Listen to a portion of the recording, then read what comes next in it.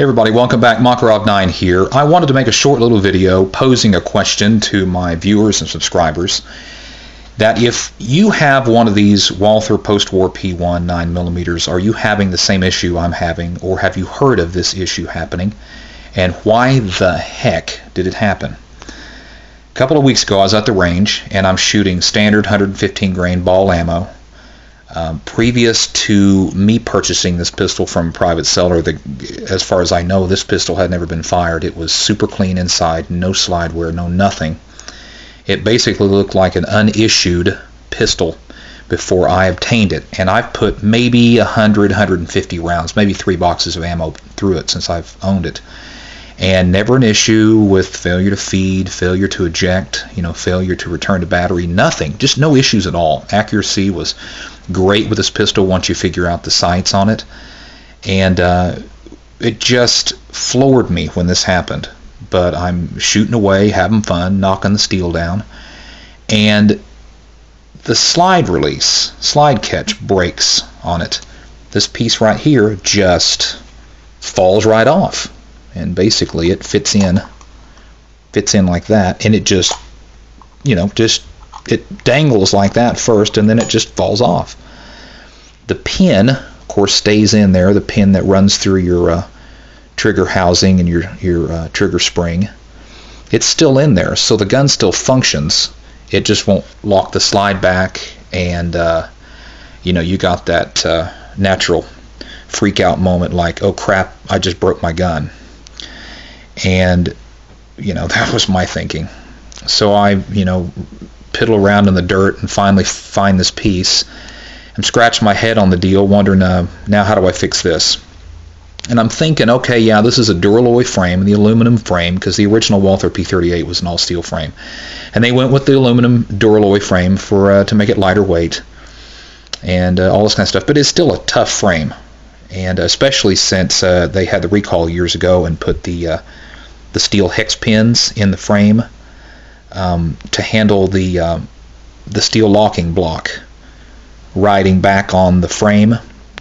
Earlier models had a problem with the locking block coming back, and it was contacting basically just your aluminum frame, and it was peening the frame to the point that it would break down the frame, and they were having issues with frames cracking in two because it would just peen and peen and peen and peen, and then it would just break. So they recalled a lot of these and installed the hex pin. So basically the steel locking block is coming back and it's sliding over a steel pin. So it makes your Walther P1, 100% reliable to shoot 50,000 rounds out of if you want to. So it makes it a shooter instead of a safe queen.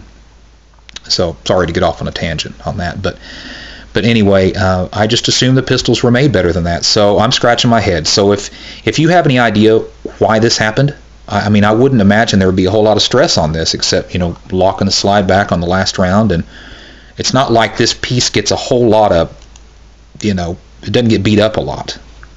So it just falls apart, and I never dropped the gun, nothing like that. So I welcome any advice as to, information as to why you think this did this.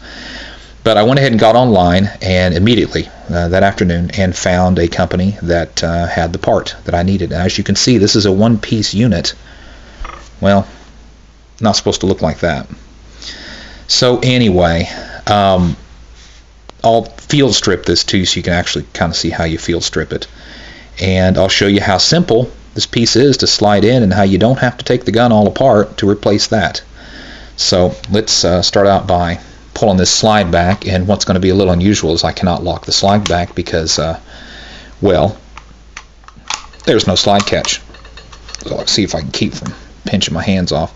It has a little takedown lever here, much like a Sig Sauer. You just flip it down like that, roll the slide forward, let the hammer down, and it falls right off the frame. There's the steel locking block I was talking about. Push in on that and it comes out of the slide like so. And as you can see here, the dual recoil spring assembly, pretty cool on this gun. There's that hex pin where that locking block slides across steel, which is a great improvement over when it was. That way you don't get that peening on the frame. But you can see the trigger housing and the spring and everything right down in here. Basically what you want to do is just kind of pull down on the trigger and open that hole up right there. Take some pressure off that spring as much as you can, and it should just slide right in, because the last thing I want to do is have to take this gun apart to get this part in there. It should just slide right in. There we go. Slides in like so. Push all the way in there. There we go. And there's your new slide catch. Okay, if you turn it around, you'll see where the other piece is there. Came through the other side of the frame, and in essence, it's fixed with an $11 part. That's not the big deal. I didn't mind spending $11, but I'm thinking, what the heck, you know? I figured this part would be a lot tougher than that. So anyway, to put it back together, you would take your barrel and your slide, and it's got grooves here. You can see. Very easy to put it back in. And what you want to do is you want to push this locking block down. Slide it on the frame rails, making sure that you're pushing down on this so it will clear that. See there? Now, another thing, you see your ejector right here? You want to push down on it and then slide back like so.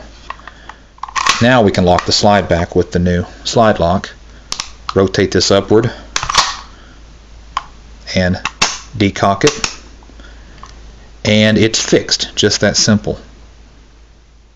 So once again, if anybody has any idea why this part broke, if you have heard of this happening, or if I need to be concerned about it breaking again, please let me know. And if you know any other issues with this gun, please let me know, because I was led to believe that this was a real good quality gun, and I still love it, but that kind of makes me not trust it as much when something like that would break. So anyway, there it is, guys. Walther post-war P1, and a short little disassembly tutorial, and how to replace a slide catch. I just picked up a Magnum Research Israeli Weapons Industries Baby Eagle 9mm, very cool gun, and be watching for that video, and then another video on my car CW9, and I've got my eye on a Springfield XD40 subcompact that I might pick up, and if I do, I'll let you guys know about that and do a little review on that as well. And of course, range videos coming up. Weather's getting real nice, and I'm going to get out there with my camera and get some range videos for you guys. Thank you for subscribing. Thanks so much, guys. I'll catch you next time.